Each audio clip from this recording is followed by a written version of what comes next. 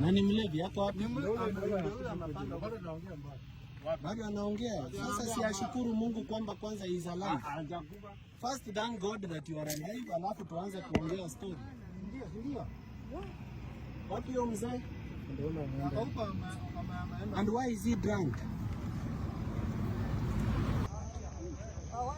Nipasuka taya zote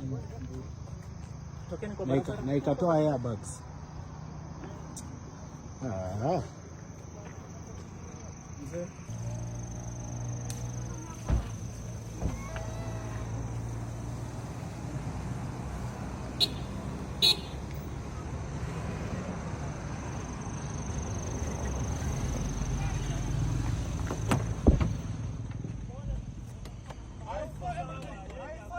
Kama ako sawa? Is she okay? Yeah. Ako poa?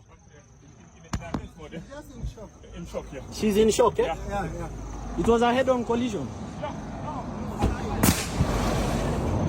Hiyo gari kwa barabara.